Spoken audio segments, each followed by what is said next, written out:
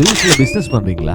ஆனா இன்னும் proper website இல்லையா? வெப்சைட் டிசைன் ரொம்ப காஸ்ட்லின்னு நினைச்சு இது வரைக்கும் ஸ்டார்ட் பண்ணாம விட்டுருக்கீங்களா? இப்ப அந்த கவலை எல்லாத்துக்குமே முடிவு. உங்களுக்கு தேவையான அனைத்து வகையான இணையதளங்களையும் புதிதா உருவாக்கவும், மேலும் உங்க பழைய இணையதளங்களை நவீன மற்றும் அழகான டிசைன்கள்ல மேம்படுத்தவும் மிக குறைந்த விலையில் நாம் செய்து தருகிறோம். இந்த சிறப்பு வாய்ப்பு குறிப்பிட்ட காலம் வரை மாத்திரமே வழங்கப்படும். மேலதிக விவரங்களுக்கு இப்பவே தொடர்பு கொள்ளுங்க. 07798574445. இது சுவிஸ் தமிழ் டிவியின் இன்றைய பிரதான செய்திகள். செய்தி ஆசிரியர் தேவாமதன். செய்திகளை வாசிக்கும் நான் துரைப்ப வினோத் கண்ணன். முதலில் தலைப்புச் செய்திகள். சுவிஸில் பேருந்து தீ விபத்தில் யாழ்ப்பாண இளைஞன் பரிதாபமாக உயிரிழப்பு. வெளியான புதிய தகவல்கள். பயங்கரவாத தாக்குதல் திட்டம். சுவிட்சர்லாந்தில் இளைஞருக்கு எதிராக குற்றச்சாட்டு. ஃப்ரைபோர்க் அகதி மையத்தில் கத்தி அச்சுறுத்தல். போலீஸ் துப்பாக்கிச் சூட்டில் அகதி காயம். சுவிட்சர்லாந்தில் அகதி கொள்கையை கடுமையாக்க புதிய திட்டம் கோரிக்கை. துபாய்க்கான சுவிஸ் விமான சேவை மார்ச் 28 வரை நிறுத்தம். சுவிட்சர்லாந்தில் நீண்டகால வீட்டு பற்றாக்குறை ஏற்படும் அபாயம். எரிபொருள் விலை உயர்வு. சுவிட்சர்லாந்தில் டீசல் அதிகமாக உயர்ந்தது. தொடர்பான விரிவான செய்திகள். புதுசா கார் வாங்கணும்னு நினைச்சாலே தலைவலிதான். இன்சூரன்ஸ், லீசிங், பேப்பர் ஒர்க் எல்லாத்துக்கும் அலையறத நினைச்சா வெறுப்பா வருது. இப்படி எதுக்குமே நீங்க அலைய தேவையில்ல. கார் வாங்குறது தொடர்பா எல்லா வேலைகளையும் நாங்களே பண்ணி உங்க வீடுகளுக்கே டெலிவரியும் பண்றோம். இப்போவே ஸ்கை ஆட்டோ ஆகிய நிறுவனத்தை அழைங்க. ஈரான் தொடர்பான போரியல் பதட்டங்கள் தொடங்கியதிலிருந்து சுவிட்சர்லாந்தில் எரிபொருள் விலைகள் கணிசமாக உயர்ந்துள்ளதாக புதிய ஆய்வு தெரிவிக்கிறது. குறிப்பாக டீசல் மற்றும் பெட்ரோல் வகைகளின் விலை கடந்த சில வாரங்களில் தெளிவாக அதிகரித்துள்ளதாக மோட்டார் பயணிகளுக்கான அமைப்பான TCS வெளியிட்ட தகவலில் கூறப்பட்டுள்ளது. அமெரிக்கா மற்றும் இஸ்ரேல் இணைந்து ஈரானில் விமான தாக்குதல்களை மேற்கொண்ட காலப்பகுதியாகிய பிப்ரவரி மாத இறுதிக்கு பின்னர் எரிபொருள் விலைகளில் ஏற்பட்ட மாற்றத்தை TCS ஆய்வு செய்து வெளியிட்டது. இந்த ஆய்விற்கென சுவிட்சர்லாந்து முழுவதும் உள்ள 3200க்கும் மேற்பட்ட எரிபொருள் நிலையங்களில் விலைகள் கண்காணிக்கப்பட்ட தெரிவிக்கப்பட்டுள்ளது. அந்த கணக்கில் தெரிய வந்துள்ளது என்னவெனில் டீசல் எரிபொருள் தான் அதிகமான விலை உயர்வை பதிவு செய்துள்ளது. தற்போது ஒரு லிட்டர் டீசலின் சராசரி விலை 1.90 சுவிஸ் பிராங்க் வரை உயர்ந்துள்ளதோடு இது சுமார் 8.6% அதிகரிப்பாகும். பெட்ரோல் வகைகளில் அன்லீடட் 95 விலை தற்போது ஒரு லிட்டருக்கு 1.70 பிராங்காக உயர்ந்துள்ளது. இது பிப்ரவரி இறுதியோடு ஒப்பிடுகையில் 3.7% உயர்வு. மற்றொரு பெட்ரோல் வகையான அன்லீடட் 98 விலை உயர்வு சற்றே குறைவாக இருந்தாலும் அதுவும் உயர்வை சந்தித்தது. ஒரு லிட்டருக்கு அதன் விலை சுமார் 3.4% அதிகரித்துள்ளதாக ஆய்வு சொல்கிறது. உலகளாவிய அரசியல் பதற்றங்கள் மற்றும் மத்திய கிழக்கு பிராந்தியத்தின் நிலவும் பாதுகாப்பு சூழ்நிலைகள் காரணமாக கச்சா எண்ணெய் விலைகள் உயர்வதோடு அதன் தாக்கம் ஐரோப்பிய நாடுகளின் எரிபொருள் சந்தைகளிலும் வெளிப்படுவதாக நிபுணர்கள் தெரிவிக்கின்றனர். அதன் விளைவாக சுவிட்சர்லாந்திலும் வாகன ஓட்டிகளுக்கு எரிபொருள் செலவு அதிகரித்துள்ள நிலையில் வருகிற வாரங்களில் விலை மேலும் மாறக்கூடும் என்ற எதிர்பார்ப்பும் நீடிக்கிறது. சுவிட்சர்லாந்தில் வீட்டு வசதி நெருக்கடியானது வருங்காலத்தில் மேலும் தீவிரமடையும் வாய்ப்பிருப்பதாக புதிய பொருளாதார ஆய்வு ஒன்று எச்சரிக்கிறது. நாட்டின் முக்கிய வங்கி நிறுவனங்களில் ஒன்றாக கருதப்படும் ரைஃபைசன் பேங்க் மேற்கொண்ட பகுப்பாய்வில் அடுத்த பல ஆண்டுகளிலும் வீட்டு சந்தையில் தளர்வு ஏற்படும் சாத்தியம் குறைவாகவே இருப்பதாக தெரிவிக்கப்பட்டுள்ளது. அந்த ஆய்வின்படி வீட்டு சந்தை தற்போது 2 முக்கிய காரணிகளால் அழுத்தத்துக்குள்ளாகியுள்ளது. ஒருபுறம் கட்டுமானத்துறை வந்த நிலை எதிர்கொண்டு வருவதால் புதிய வீடுகள் கட்டும் வேகம் குறைந்துள்ளது. மறுபுறம் நாட்டின் பொருளாதார வளர்ச்சியை தக்க வைத்துக் கொள்ள வெளிநாட்டு தொழிலாளர்கள் அதிக அளவில் தேவைப்படுவது வீட்டு தேவையை அதிகரிக்க செய்கிறது. சுவிட்சர்லாந்தில் பேபி பூமர் தலைமுறையைச் சேர்ந்த பலர் தற்போது ஓய்வு பெறும் வயதுக்கு சென்றுள்ள நிலையில் நாட்டில் பிறப்பு விகிதம் தொடர்ந்து குறைவாகவே உள்ளது. இதன் காரணமாக பல நிறுவனங்கள் தங்கள் பணியாளர் தேவையை பூர்த்தி செய்ய வெளிநாடுகளில் இருந்து அதிகமான தொழிலாளர்களை வரவேற்க வேண்டிய சூழ்நிலை உருவாகியுள்ளது என்று ரைஃபைசன் பேங்க் தெரிவித்தது. இந்த கணக்கில் தெரிய வந்துள்ளது என்னவென்றால் வெளிநாட்டு பணியாளர்கள் அதிகரிப்பது வீடுகளுக்கான தேவை மேலும் உயர்வதற்கான முக்கிய காரணியாக இருக்கும். அதேவேளை புதிய குடியிருப்புகள் கட்டும் வேகம் போதுமான அளவில் அதிகரிக்கவில்லை. இதன் விளைவாக சுவிட்சர்லாந்தின் வீட்டு சந்தையில் நிலவும் அழுத்தம் விரைவில் குறையும் வாய்ப்பு இல்லை என்று நிபுணர்கள் எச்சரிக்கின்றனர். குறிப்பாக அடுத்த 10 ஆண்டுகளுக்குள் இந்த நிலைமை கணிசமாக மேம்படும் என்று எதிர்பார்ப்பது கடினம் என ரைஃபைசன் பேங்க் தனது ஆய்வில் கூறியது. சமீப ஆண்டுகளில் சுவிட்சர்லாந்தின் பல நகரங்களிலும் வாடகை வீடுகளுக்கான போட்டி அதிகரித்து வருவதும் காலியான வீடுகளின் விகிதம் மிகவும் குறைவாக இருப்பதும் இந்த பிரச்சனையை மேலும் தீவிரப்படுத்தி வருவதாக பொருளாதார நிபுணர்கள் கூறுகின்றனர். சுவிட்சர்லாந்தின் வலைஸ் கண்டோனில் உள்ளூர் சுற்றுலாவை ஊக்குவிக்கும் நோக்கில் புதிய முயற்சி ஒன்று தொடங்கப்பட்டது. அந்த முயற்சியின் ஒரு பகுதியாக வலைஸ் பகுதியில் உள்ள ஹோட்டல்களில் தங்கும் சுவிட்சர்லாந்து குடியிருப்பாளர்களுக்கு பொது போக்குவரத்தில் இலவச இருவழி பயண ரயில் டிக்கெட் வழங்கப்படும் திட்டம் அறிமுகப்படுத்தப்பட்டுள்ளது. சுவிஸ் பாஸ் அலியன்ஸ் அமைப்போடு இணைந்து இந்த திட்டத்தை வலைஸ் சுற்றுலாத்துறை அறிமுகப்படுத்தியுள்ளது. மொபிலிட்டி டிக்கெட் எனப்படும் இந்த திட்டத்தின் மூலம் அந்த பகுதியில் உள்ள ஹோட்டல்களில் தங்கும் பயணிகள் தங்கள் இருப்பிட நகரத்திலிருந்து வலைஸ் வரை பொது போக்குவரத்தில் சென்று திரும்புவதற்கான இலவச டிக்கெட்டை பெற முடியும். இந்த முயற்சியின் முக்கிய நோக்கம் சுற்றுச்சூழல் சுற்றுச்சூழலுக்கு நட்பு முறையில் பயணிப்பது ஊக்குவிப்பதாகும். குறிப்பாக பொழுதுபோக்கு பயணங்களுக்காக கார்கள் பயன்படுத்துவதற்கு பதிலாக ரயில் மற்றும் பிற பொது போக்குவரத்து தேர்வு செய்ய சுற்றுலா பயணிகளை ஊக்குவிப்பது இதன் இலக்கு. அதே நேரத்தில் ஹோட்டல்களில் நேரடி முன்பதிவுகளை அதிகரிப்பதும் பயணிகள் அந்த பகுதியில் நீண்ட நாட்கள் தங்குவதையும் ஊக்குவிப்பதும் திட்டத்தின் மற்றொரு நோக்கமாகும். சுற்றுலா மற்றும் பொது போக்குவரத்து துறைகளில் செயல்படும் பல அமைப்புகள் இணைந்து இந்த முன்னோடி திட்டத்தை முன்னெடுத்து வருகின்றன. மேலும் சுவிட்சர்லாந்து கூட்டாட்சி அரசின் இனோட்டோர் திட்டமும் இதற்கு ஆதரவு வழங்குகிறது. இந்த திட்டம் நடைமுறைக்கு வந்த பின்னர் அதன் விளைவுகள் குறித்து விரிவான மதிப்பீடு மேற்கொள்ளப்படும் என்று கூறப்படுகிறது. அதன் மூலம் சுற்றுலா வளர்ச்சிக்கு இந்த முயற்சி எவ்வளவு பயனுள்ளதாக இருக்கிறது என்பதை ஆய்வு செய்து எதிர்காலத்தில் இந்த திட்டத்தை மேலும் விரிவுபடுத்துவது குறித்தும் தீர்மானிக்கப்படும் என அதிகாரிகள் தெரிவித்தனர். சுவிட்சர்லாந்தின் தேசிய விமான சேவையான சுவிஸ் இன்டர்நேஷனல் ஏர்லைன்ஸ் துபாய்க்கான தனது அனைத்து விமான சேவைகளையும் மார்ச் 28 வரை தற்காலிகமாக நிறுத்தியது. முன்னதாக இந்த விமானங்கள் மார்ச் 15 வரை மாத்திரமே ரத்து செய்யப்பட்டதாக அறிவிக்கப்பட்டது. ஆனால் துபாய் விமான நிலையங்களில் ஏற்பட்டுள்ள கொள்ளளவு கட்டுப்பாடுகள் காரணமாக இந்த இடைநிறுத்தம் மேலும் நீட்டிக்கப்பட்டுள்ளது. விமான நிறுவனம் வெளியிட்ட தகவலின்படி ஈரானை சுற்றியுள்ள போர் சூழ்நிலை உலகளாவிய விமான போக்குவரத்திலும் தாக்கத்தை ஏற்படுத்தியுள்ளது. இதன் விளைவாக துபாயில் உள்ள 2 முக்கிய விமான நிலையங்களும் பாதுகாப்பு மற்றும் சேர்த்திறன் காரணங்களால் விமான இயக்கங்களை கணிசமாக குறைக்க வேண்டிய நிலை ஏற்பட்டுள்ளது. இந்த சூழ்நிலையால் லுஃப்தான்சா குரூப் நிறுவனங்களின் அனைத்து விமான சேவைகளும் பாதிக்கப்பட்டுள்ளன. சுவிஸ் உட்பட அந்த குழுவில் உள்ள விமான நிறுவனங்கள் துபாய்க்கான அனைத்து விமானங்களையும் தற்காலிகமாக ரத்து செய்ய வேண்டிய கட்டாயத்தில் உள்ளன. இருப்பினும் விதிக்கப்பட்டுள்ள கட்டுப்பாடுகளுக்குள் குறைந்தபட்சம் சில விமானங்களை இயக்க முடியுமா என்பதை சுவிஸ் நிறுவனம் தற்போது ஆய்வு செய்கிறது. இதற்கான அனுமதி தொடர்பாக ஐக்கிய அரபு அமீரகத்தின் அதிகாரிகளிடம் விண்ணப்பங்கள் சமர்ப்பிக்கப்பட்டுள்ளன என்றும் அந்த நிறுவனம் தெரிவித்தது. பாதிக்கப்பட்ட பயணிகள் விரைவாக தங்கள் இலக்கை அடையவோ அல்லது தாயகத்துக்கு திரும்பவோ உதவுவது தங்களின் முதன்மை நோக்கம் என சுவிஸ் நிறுவனம் வலியுறுத்தியது. துபாய்க்கான விமான சேவையை விரைவில் மீண்டும் தொடங்குவதற்காக அனைத்து முயற்சிகளும் மேற்கொள்ளப்படுவதாகவும் அந்த நிறுவனம் மேலும் தெரிவித்தது.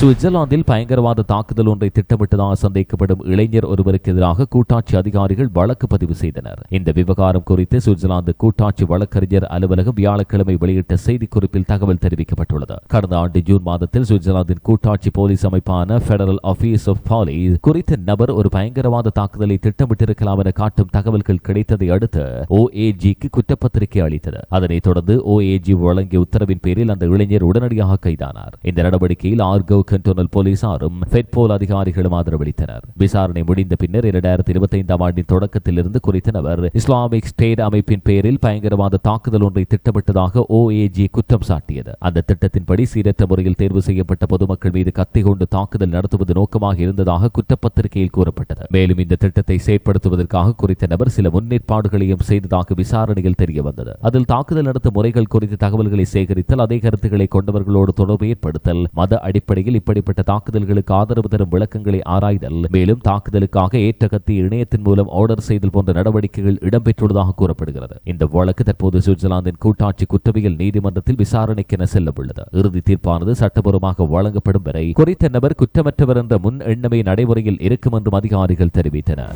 சிறிய விளம்பர இடைவெளியின் பின் செய்திகள் தொடரும். எவ்வளவு காலம்தான் பழைய வீட்லயே வாழ்க்கையை ஓட்டுவீங்க? உங்கள் பழைய வீட்டையும் பழைய சமையல் அறையையும் புதிதாக மாற்றும் நேரம் வந்தாச்சு. ஆமாம், நவீனமும் தரமும் நிறைந்த வீட்டை உருவாக்க சுவிஸில் இருக்கவே இருக்கிறது மாடர்ன் ஹவுஸ் GmbH. எமது சேவையால் இனிமேல் உங்கள் வீட்டில் எல்லாமே புதுசுதான். குறைந்த செலவு, அதிக தரம், நம்பிக்கையான நம்மவர் நிறுவனம் மாடர்ன் ஹவுஸ் GmbH நிறுவனம்.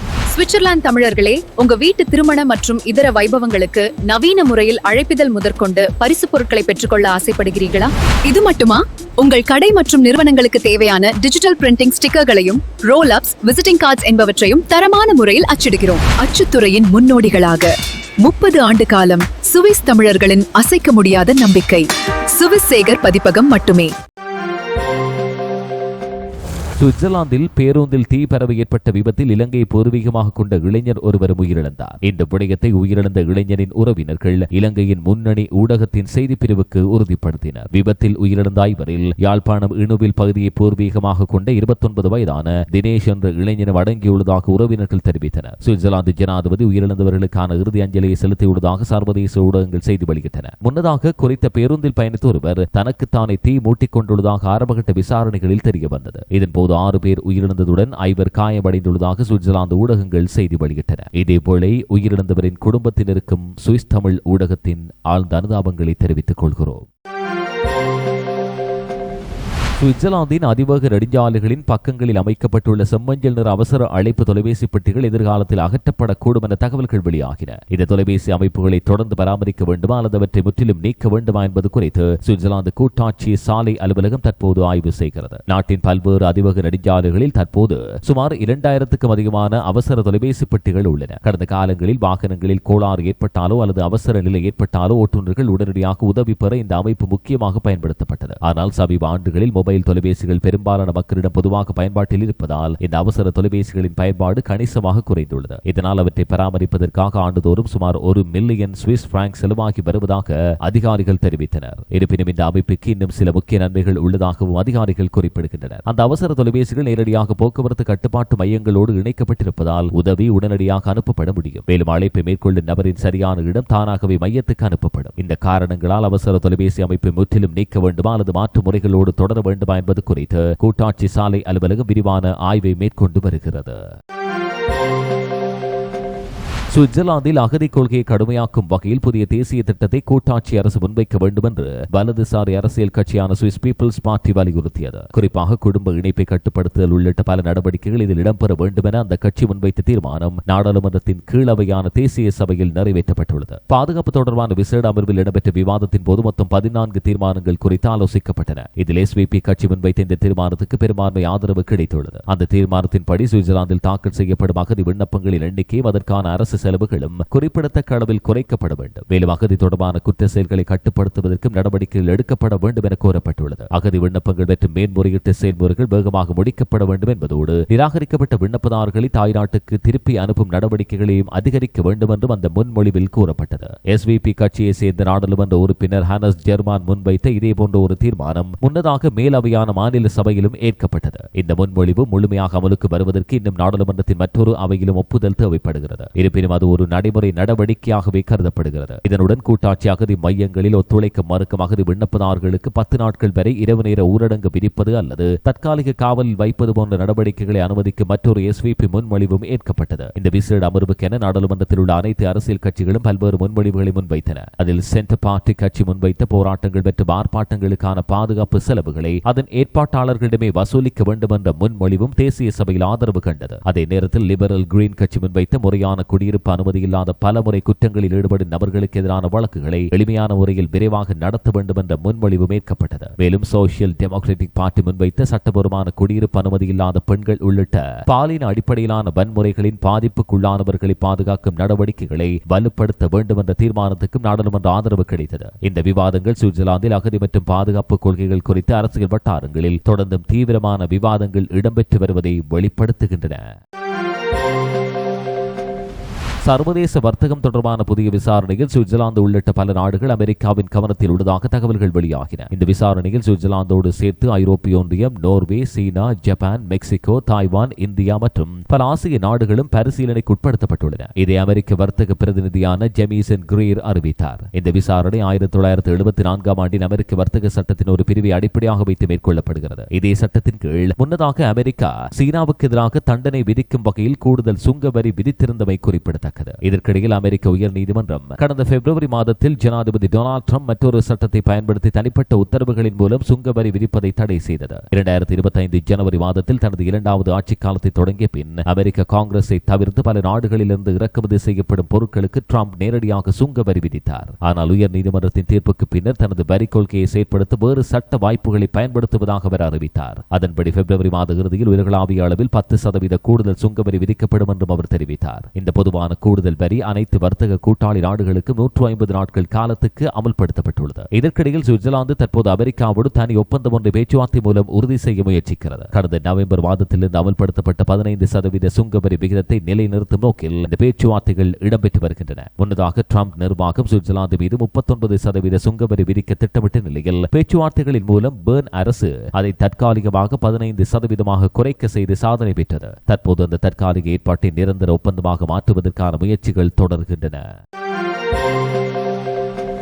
சுவிட்சர்லாந்தின் ஃப்ரைபூர்க் நகரில் உள்ள தஞ்சம் மையத்தில் நடந்த சம்பவத்தில் போலீசார் மீது கத்தியோடு தாக்க முயன்றதாக கூறப்படும் அகதி ஒருவர் போலீஸ் துப்பாக்கிச் சூட்டில் காயமடைந்தார். இந்த சம்பவம் தொடர்பில் விசாரணை தொடங்கப்பட்டுள்ளது. வியாழக்கிழமை பிற்பகல் சுமார் 2 மணி அளவில் ஃப்ரைபூர்க் கண்டோனல் காவல்துறையினர் மனநல சிகிச்சை நிலையத்திலிருந்து தப்பிச் சென்ற ஒருவரை தேடும் நடவடிக்கையின் போது ஃப்ரைபூர்க் நகரில் உள்ள லாபோயா தஞ்ச மையத்துக்கு சென்றனர். அங்கு சென்ற போலீசார் தேடப்பட்ட அந்த நபர் அங்கு இருப்பதை கண்டனர். அவர் 21 வயதான சூடான் நாட்டைச் சேர்ந்த அகதி ஆவார். விசாரணையில் தெளிவுபடுத்தப்பட வேண்டிய காரணங்களால் அந்த நபர் போலீசை கத்தியோடு அச்சுறுத்தி தாக்க முயன்றுள்ளார். அந்த சூழ்நிலையில் ஒரு போலீஸ் அதிகாரி முதலில் டேசர் எனப்படும் மின்சார அதிர்ச்சி வழங்கும் கருவியை பயன்படுத்தி அந்த நபரை கட்டுப்படுத்த முயன்றார். ஆனால் அது தாக்கம் ஏற்படுத்தவில்லை என அதிகாரிகள் தெரிவித்தனர். இதையடுத்து அங்கு இருந்த மற்றொரு போலீஸ் அதிகாரி தனது சேவை துப்பாக்கியை பயன்படுத்தினார். இந்த துப்பாக்கிச் சூட்டில் அந்த அகதி காயமடைந்தார். பின்னர் போலீசாரும் சம்பவ இடத்துக்கு அழைக்கப்பட்டு அவசர மருத்துவ பணியாளர்களும் அவருக்கு முதல் உதவி வழங்கி அருகிலுள்ள மருத்துவமனைக்கு கொண்டு சென்றனர். இந்த சம்பவம் குறித்து குற்றப்பிரிவு விசாரணையை அரசு வழக்கறிஞர் அலுவலகம் தொடங்கியுள்ளது. இந்த விசாரணையை நியூ சாட்டல் கண்டோனல் காவல்துறையின் குற்றப்பிரிவு போலீசார் மேற்கொள்கின்றனர். சம்பவத்தின் சூழ்நிலைகள் மற்றும் துப்பாக்கி பயன்படுத்தப்பட்ட விதம் குறித்து முழுமையான விசாரணை இடம்பெறுவதால் தற்போதைக்கு அதிகாரிகள் மேலதிக தகவல்கள் எதையும் வெளியிடவில்லை.